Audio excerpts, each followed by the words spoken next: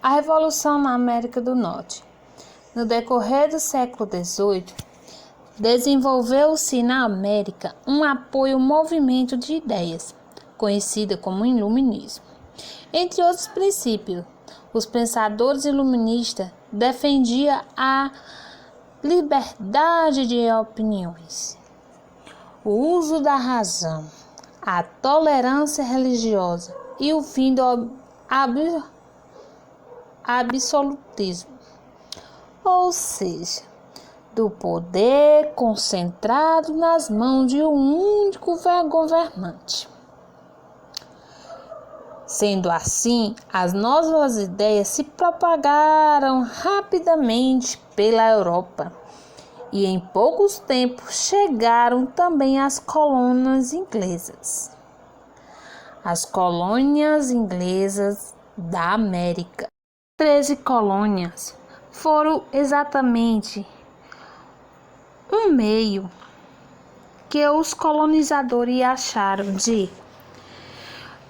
Por exemplo, os ingleses fundaram essas 13 colônias na costa leste da América do Norte, implementaram um processo de colonização bastante distinto entre elas. As colônias do norte foram colonizadas principalmente por pessoas que fugiam de perseguições religiosas na Europa. De modo geral, eram colonos que cultivavam produtos agrícolas em pequenas propriedades rurais, trabalhando na terra junto com as suas famílias. As colônias do centro eram muito parecidas com as do norte. Nas pequenas e médias propriedades, praticava-se agricultura e criavam-se animais. Muitos colônios se dedicavam também à exportação de madeira e de pele e à importação de açúcar e vinho e outros produtos.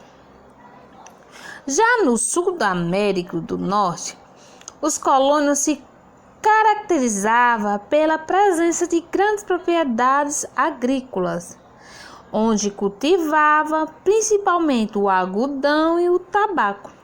Lá, quem preparava a terra, plantava e colhia eram africanos escravizados. Qual foi o resultado dessas colônias? Liberdade e soberania. Em 1776, os habitantes dessas colônias se rebelaram contra o domínio inglês e conquistaram a independência. Foi aí onde fundaram os Estados Unidos da América. Para melhor entender como isso aconteceu, vamos imaginar e observar com atenção essas imagens que vou mostrar. As imagens reproduzidas em uma pintura feita pelo artista estadunidense John entre 1819 e 1820. Seu título é A Redenção de Londres. Representação e indicação dos ingleses após a Guerra de 8 anos. Que a Inglaterra travou contra os Estados Unidos, tentando impedir a sua independência. De fato, no decorrer do século XVIII, as relações que o governo inglês travou contra os colônios tentaram impedir sua independência. Pioraram pouco a pouco por razões diversas. Uma delas é o que o governo inglês fazia restrição ao desenvolvimento econômico das colônias. E os colonos estavam proibidos, por exemplo, de fabricar produtos que concorressem com artigos semelhantes feitos na Inglaterra.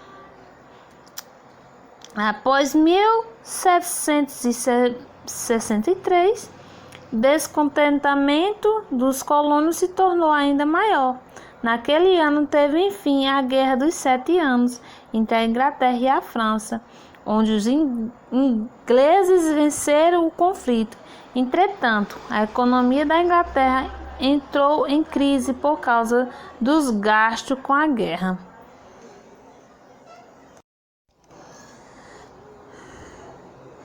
Os confrontos entre ingleses e norte-americanos aumentaram até que o Congresso aprovou a Declaração de Independência das 13 colônias e no dia 4 de julho de 1776, a partir dessa data, os colônios seriam denominados Estados Unidos da América.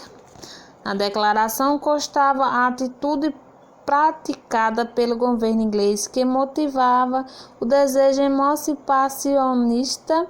Entre eles estavam as leis mercantilistas impostas pelos ingleses, em constantes guerras da Inglaterra, que refletia na colônia.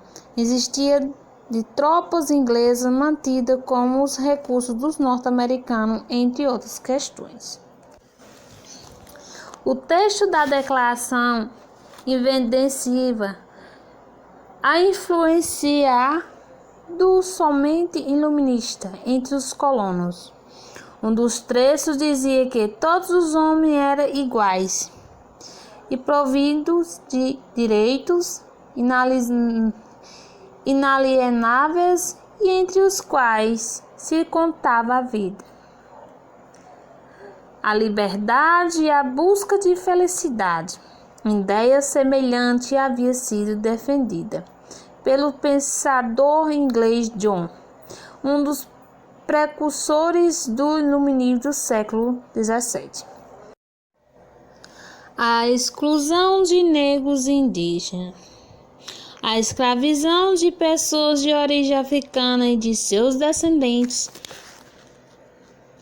iniciada em moedas do século XVIII, foi mantida até 1863, mesmo depois da abolição do trabalho escravo. Os descendentes africanos continuaram a sofrer segregação e discriminação social. Eles estavam proibidos de usar áreas ou locais destinados aos brancos em hospitais, ônibus, banheiros públicos, cinemas e entre outros. Essa situação durou até a década de 1960, quando a luta pelos direitos civis nos Estados Unidos derrubou institucionalmente essa estrutura racista. Os povos indígenas também foram excluídos da cidadania, assim como ocorria no período do anterior à independência. Continuaram a sofrer violência e todo tipo de preconceito, além de perder suas terras para os brancos. Somente na década de 1920 conseguiram o direito da cidadania norte-americana. Hoje, a população indígena miscigenada é composta por cerca de 5,2 milhões de pessoas.